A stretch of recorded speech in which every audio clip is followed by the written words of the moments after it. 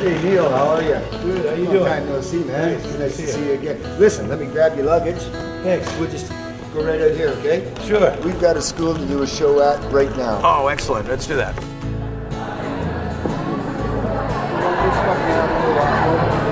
Thank you and good afternoon, everybody. Sounds good. My name's Neal and I come from Cape Cod, Massachusetts. I'm also an artist. How many of you guys like to draw? How many people like to do work? Excellent. I brought here a few things to show you. This here's a pen and ink drawing of a castle in southern France. I do a lot of traveling around the world now. When I was a kid, I was one of them kids that would climb trees and I try to get up to the top. And I look out and I see how far I could be, and you can't get higher than the top of the tree. And we never flew. It was something our family didn't do. I grew up, it was my mom and 7 of us. She raised us herself, and what a fantastic woman for doing so. Something that hadn't happened yet was I hadn't had a plane ride, something I've always wanted to do.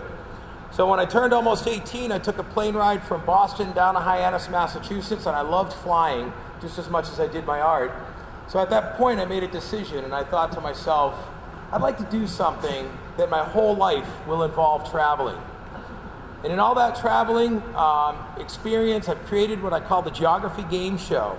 What I'm going to do today is I'm going to illustrate from memory a big map of the world, and I've created the game show because there's some prizes, and some of you will have a chance to come up, interact, and take home something from other parts of the world today. It's not about knowing where places are. I won't ask a kid, come onto the board and show me where Canada is without me first saying so in the game. What Alex is going to do is a couple things. He'd like to win the hat. I'm going to give you this red marker, and you're going to help me draw some things on this map. First thing he's going to do is he's going to place a dot inside the James Bay. Go ahead and do that, Alex. Should I give you something else? Okay, I'll tell you what. Alex will do this. Instead, I'm going to have him put a dot inside of a place known as the Davis Strait. Where would you find that? Good job. What if I asked you to put a dot inside of a place called Patagonia? Where would you find Patagonia? I'm going to show you something. Take a look around. How many of you don't know where Patagonia is? Raise your hand if you don't know. See, you're not the only one. How about this? If you don't know where the James Bay is, raise your hand. Okay. Because when I started drawing the map, we began with Alaska here. I came down, I pointed out the Great Lakes. I said the James Bay was the small one. That's here in Canada. We've got to make sure we know where this is. In over 30 years as a teacher, I've never met anyone quite like Neal Nichols Jr. And I can tell you that my students have never responded quite so enthusiastically to an educational presentation.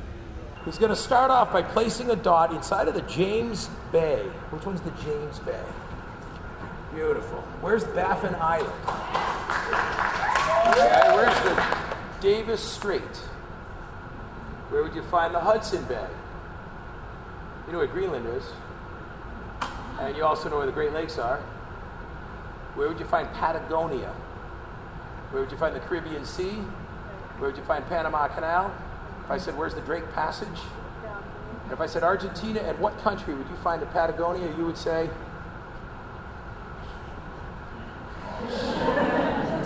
Chile. Give him a big hand, everybody. Croatian coastline, the city of Dubrovnik. It's an old Mediterranean, basically a castle-walled city out in the Adriatic Sea. It's a place where it's very art-inspiring, and I do a lot of my drawing out there.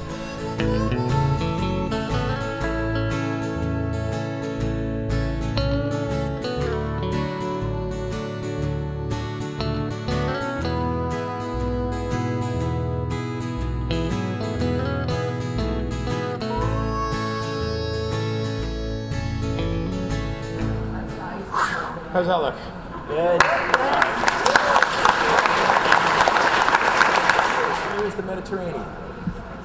That shows me you were listening. Now I hand you the marker. Write in the 2 missing bodies of water out of those 5. There's 2 names missing. Just write the name. You don't have to write C, but just the name right on the line, both of those. Meanwhile, I will be looking for a prize for her from China. This is for doing the job, that's for doing it flawlessly. You didn't need to use your second clue. You did very well. It proved to me you paid really good attention on that hard job. Give her a big hand, everybody. I think Neal has a gift of communicating with kids and adults and making geography fun. travel around the world. Do you have an opportunity to meet people that you've met before, or people that recognize you as you go? Yeah, just like this weekend when we were up in top of the world at the Athabasca Glacier. There's two women from Australia, from Perth.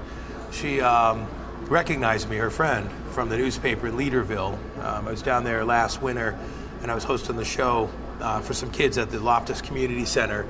And the Guardian is their local paper. Had come up and filmed me and took photographs and aired it. And I guess she apparently recognized me. How does that look for the whole world?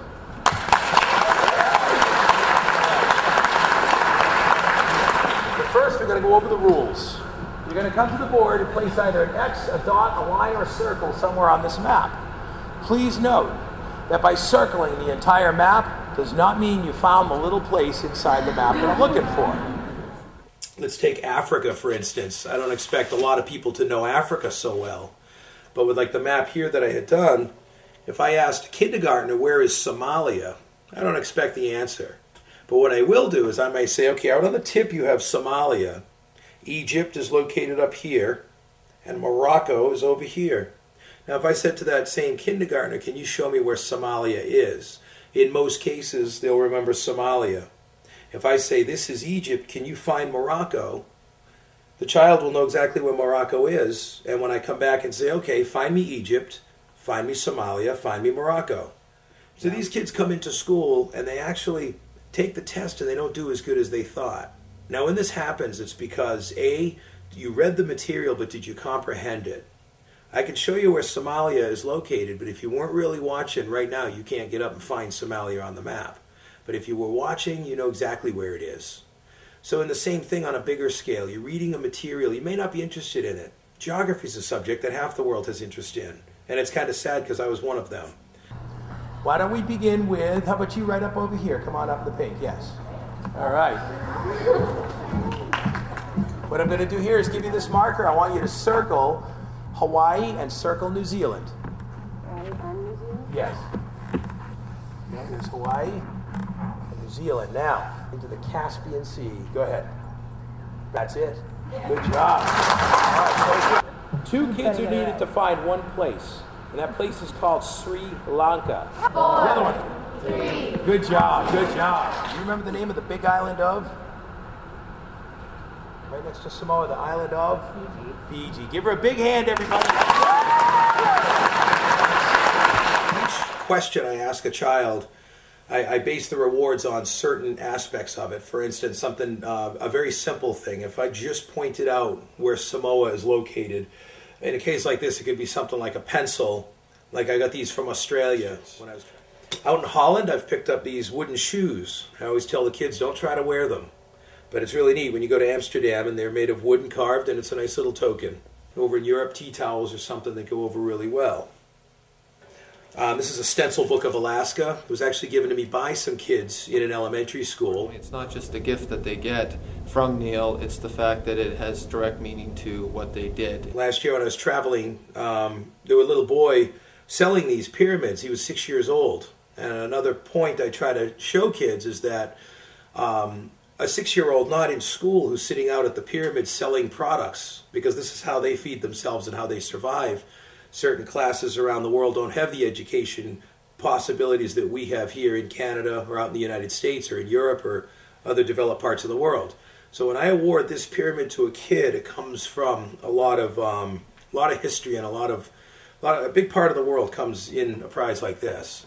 Very big hand. You're welcome.